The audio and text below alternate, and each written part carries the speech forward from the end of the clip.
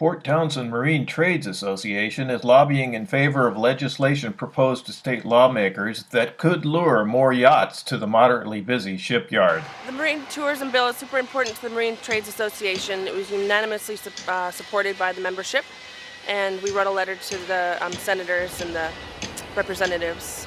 It's supposed to be passed this year, hopefully.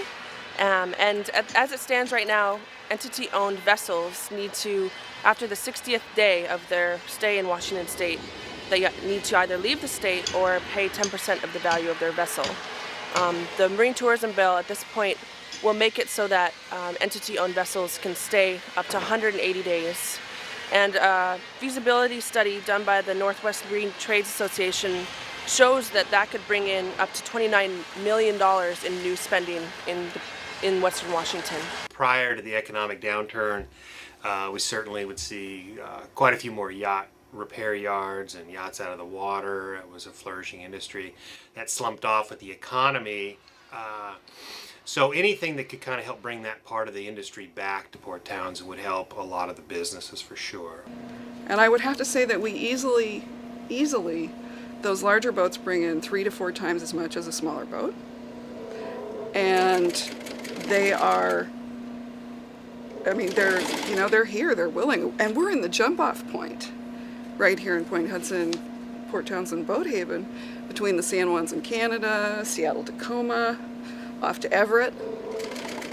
You know, we're in such a great location. We have location. They've got these different websites, and you can watch a boat as it traverses its path to wherever it's going or coming, you know, where it's coming from and all that. So you can actually look and see that vessels are just going on by. Well, it's really simple for me. More boats coming down here, especially the bigger ones, the ones that are typically held in with a corporate status, are, if they're around here burning fuel, they need to buy fuel. They like to fuel up and have everything, their water full, their fuel full, everything taken care of so that they can get on the water and go. So getting more boats into the yard translates into more fuel sales for me. Yeah, the trades are it's one of the few places where you actually have living wage jobs, and it's been consistent work. Most of the marine trade businesses are busy down here, and we keep employing people.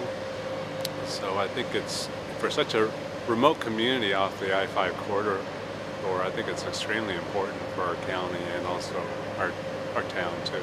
We're the largest probably hauler of the use of the Port of Port Townsend's facility, and we probably haul upwards of 100 boats a year, I would guess.